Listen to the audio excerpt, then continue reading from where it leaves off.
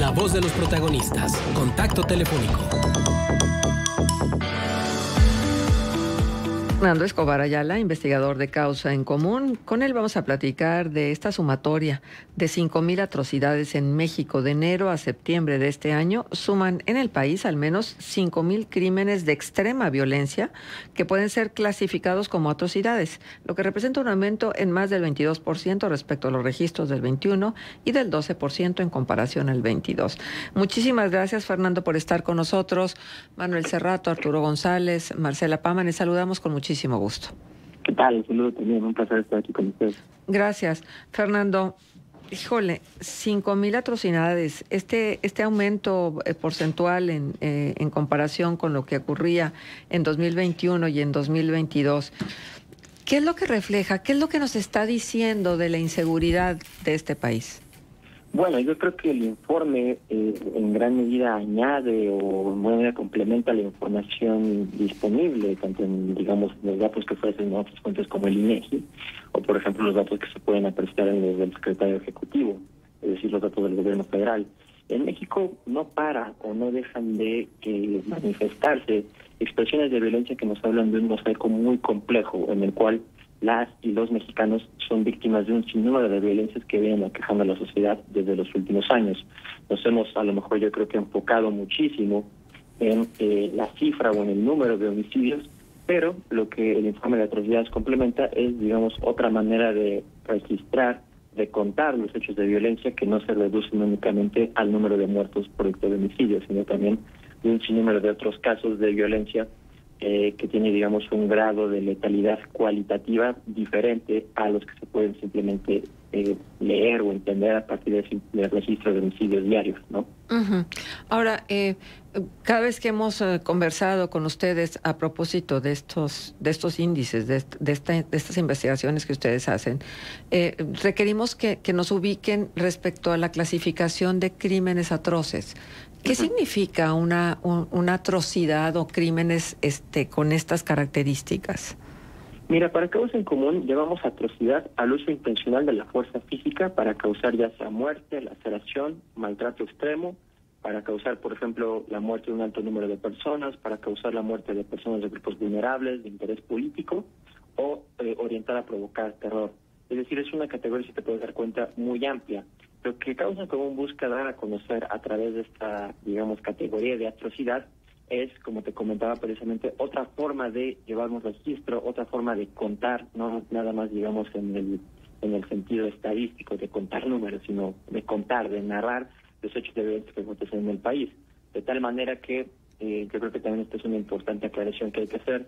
El número que obtenemos a partir de este recuento, que para esta ocasión fue de 5,000, no necesariamente busca reflejar, digamos, una realidad estadística, sino más bien porque a lo largo del tiempo las categorías de atrocidad en sí mismas cambian.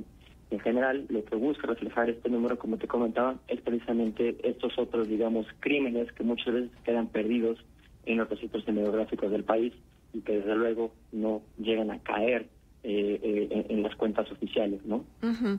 ¿Cuáles son las entidades que tienen un mayor número de este tipo de crímenes?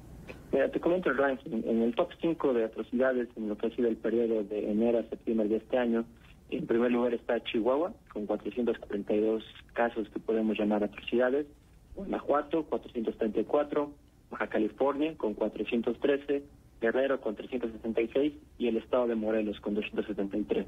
Uh-huh. Llama la atención que no esté Zacatecas, digo, con esta ola de violencia tan extrema que han estado viviendo desde hace muchos meses.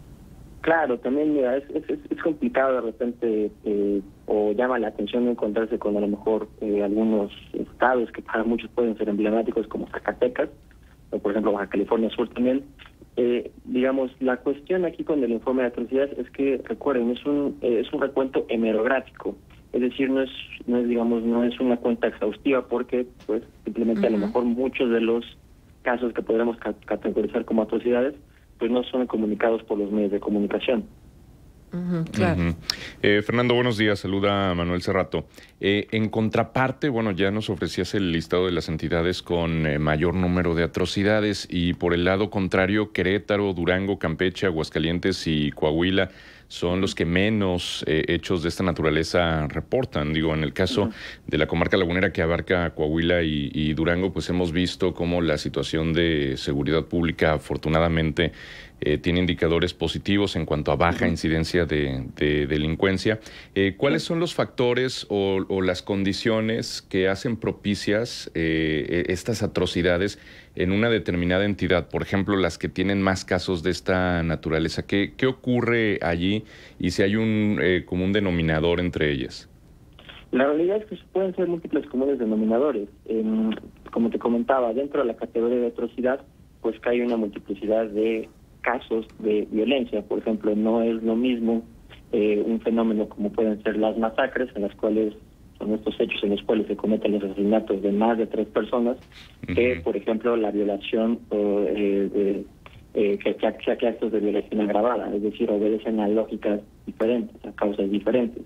Yo te podría comentar, por ejemplo, los casos a lo mejor que son más llamativos dentro del informe de atrocidades, como, por ejemplo, los casos de tortura, es decir, la localización de cuerpos en la vía pública que presentan signos de violencia, o por ejemplo los casos de mutilación en los cuales pues son encontradas, son desagradables, pero es lo que pasa, partes de cadáveres desperdigadas por el espacio público, pues bueno, obedecen desde luego, se ha manejado esta teoría desde hace mucho tiempo, pero yo creo que hay evidencia robusta comunicada por los propios medios de comunicación para corroborarla, obedecen a las diferentes disputas que se dan entre bandas criminales que buscan a partir de estos actos de violencia mandar ciertos mensajes a bandas rivales, pero también a la población en general. Sí, exactamente. Y bueno, estamos hablando de violaciones agravadas, de linchamientos, de calcinamientos, de masacres, de tortura, de mutilación, descuartizamiento y destrucción de cadáveres. Estamos hablando de asesinatos con crueldad extrema. Estamos hablando también de violencia, por ejemplo, contra migrantes, contra mujeres, contra menores, contra grupos vulnerables. Todo esto, Fernando, pues lamentablemente se va a esa canasta de impunidad que hemos revisado también aquí y que según diversos organismos pues es de aproximadamente el 96% de impunidad en el país. Sí, la enorme cantidad de delitos en el país pues no concluyen con alguna sentencia. De entrada muchos de los delitos ni siquiera se denuncian, es decir, el último dato del INEGI, si no me equivoco, hablaba de una cifra negra del 97%.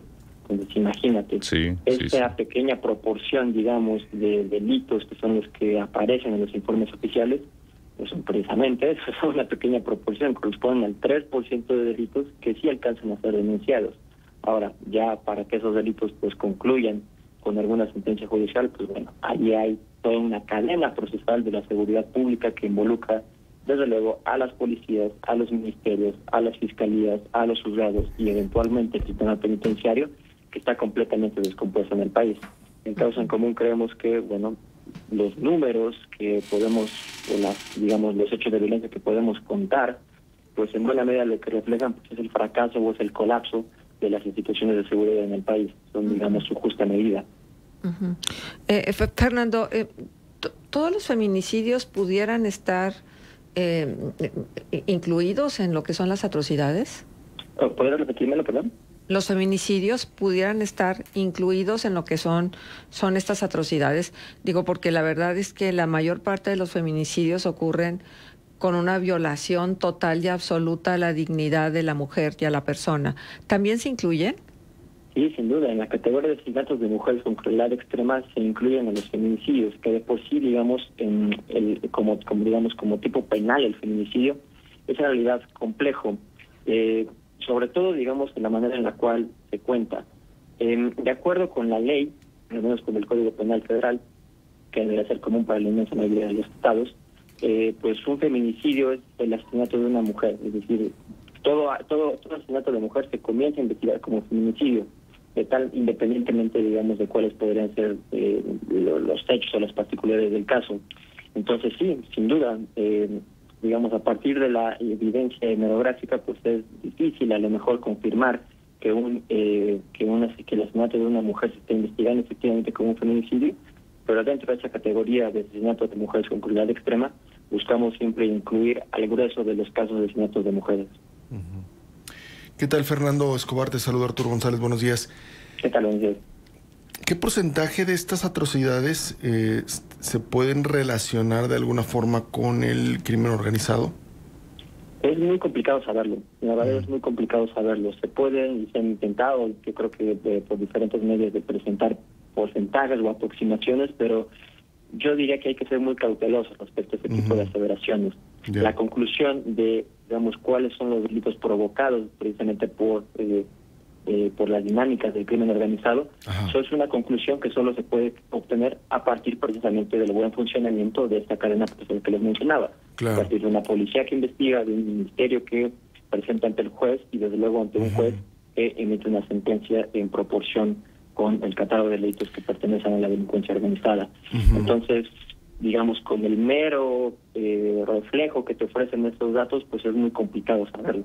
Sí, te pregunto porque me da la impresión que el gobierno federal y los gobiernos estatales también, en donde se registran estas atrocidades, tienden a minimizar estos delitos bajo el argumento de que pues son pleitos entre cárteles, ¿no? Sí. Y que con eso ya parece que, bueno, entonces ni para qué investigar, ¿no? Que creo que es lo que termina pasando, ¿no? Sí, sin duda. Esta ha sido un fenómeno también muy interesante, que yo te diría, creo que en la academia hay muchos ejemplos de sociólogos, antropólogos que han tratado este tema. En los últimos años yo te diría esta idea, esta figura del crimen organizado o del narcotráfico se ha convertido en una suerte de chivo expiatorio, ¿no? Muy poderoso, sobre todo para las autoridades, para los medios de comunicación. En buena medida se ha venido abonando una narrativa muy expiatoria en la cual siempre la violencia en el país, digámoslo así con mayúsculas, se puede adjudicar o se puede poner en una misma bolsa que es la del crimen organizado. Como te comentaba, yo creo que lo que ha pasado mucho en los últimos años respecto a los incrementos en la incidencia delictiva y los ejemplos de violencia en el país, ha venido despertando esta necesidad muy natural de la sociedad mexicana de contar lo que está sucediendo. Esta manera de, como tú dices, de buscar inculpar o responsabilizar a la violencia al crimen organizado, es precisamente también esto, otra manera de contar. Lo que se busca hacer, por ejemplo, a partir, y yo creo que está en uno de los mensajes del informe de atrocidades de causa en común, es que nos hacen falta datos, nos hace falta información. Muchas veces pues digamos, el mero relato de la prensa, que puede ser muy escueto, que puede ser muy breve, pues en buena medida tiene que buscar alguna forma de cortar estas suertes, digamos, de chivos expiatorios o de fórmulas retóricas, para precisamente, pues digamos, tener una radiografía muchísimo más completa de la violencia, que no nada más, digamos, acabe concluyendo con la simple repetición de la fórmula famosa del crimen organizado, que con la simple impresión del dato, ¿no? Y por otro lado, Fernando, está también la posible participación de fuerzas de seguridad pública en estas atrocidades, ¿no? Sin duda, mira, hay esta categoría importante, yo creo que en el informe de causa en común, que es la que tiene que ver con enfrentamientos o con agresiones hacia la autoridad. Incluso estos hechos también es muy importante la manera en las cuales se cuentan. Generalmente, como suelen o como nos los encontramos en la prensa, los llamados enfrentamientos generalmente son reportados como agresiones hacia el personal de seguridad pública. Hay civiles armados que de manera espontánea aparecen y agreden a balazos a policías, al ejército, a la Guardia Nacional, en fin. Aquí, otra vez, yo repito, lo que hace falta aquí es información. En esos hechos concretos hay autoridades que participan en el ejercicio de la violencia contra civiles, que últimamente en muchos casos pueden causarles la muerte.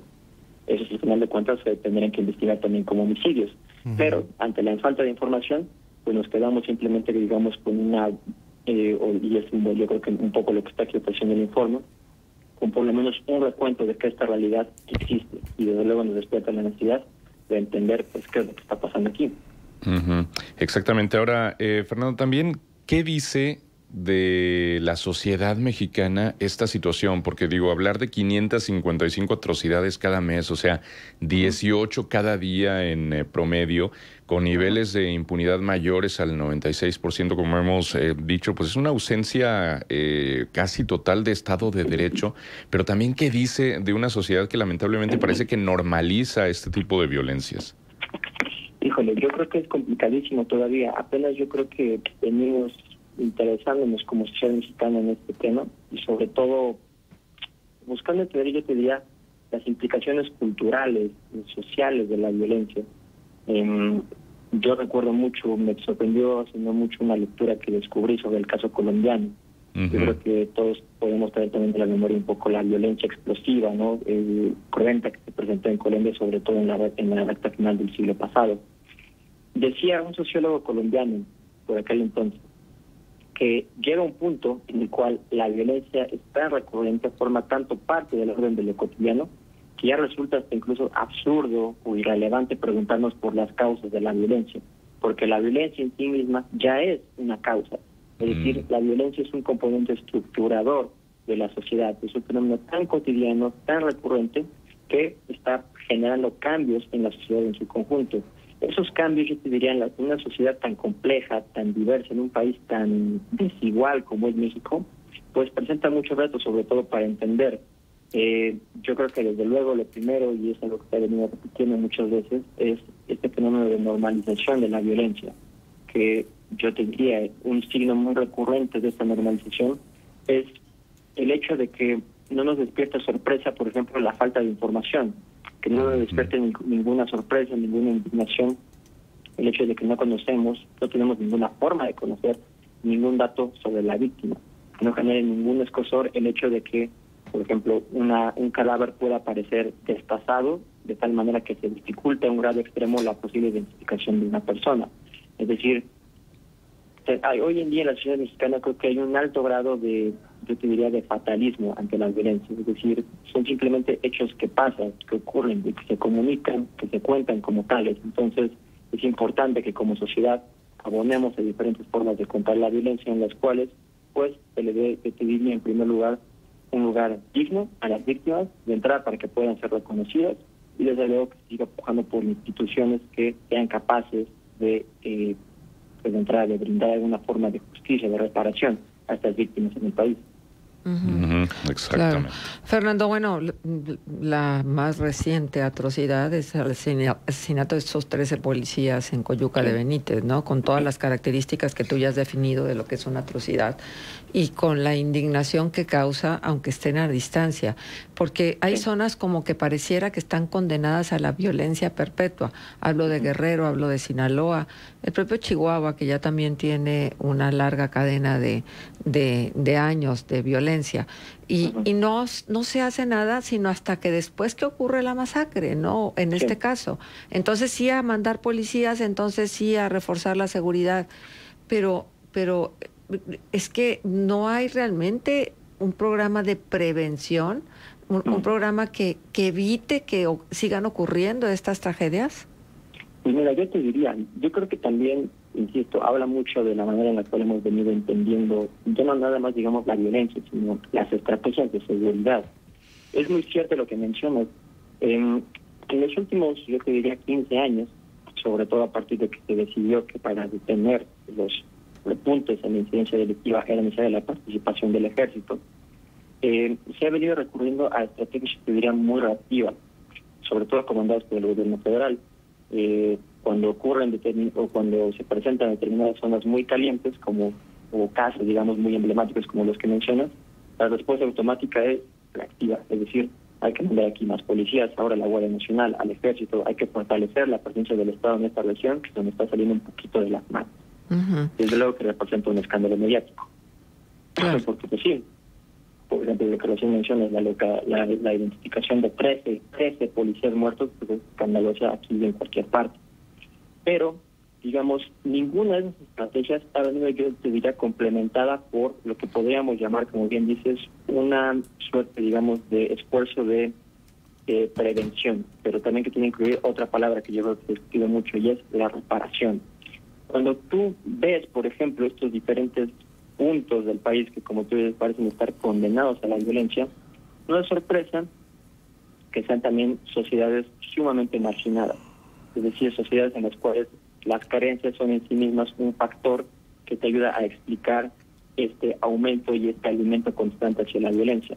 Si no se construyen o si no se busca reconstruir, reparar estos cimientos sobre los cuales están construidas estas comunidades, la provisión de servicios básicos, la reducción de la desigualdad, la reducción de la pobreza, el fortalecimiento de los vínculos comunitarios tan básicos como pueden ser la confianza, la solidaridad entre los habitantes, pues fenómenos violentos van a seguir escalando y repercutiendo pues sobre la ciudad hasta que llegue este punto, como te digo, en el cual pues la violencia forma parte del orden cotidiano. Muy bien.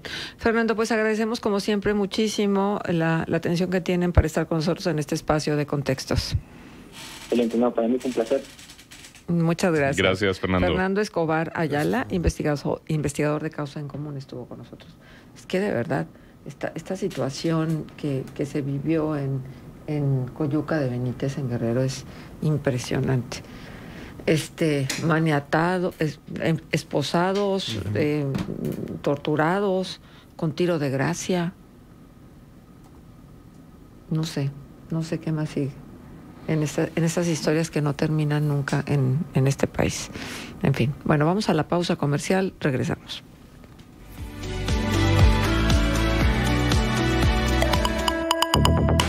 Contextos, el programa líder en la radio hablada.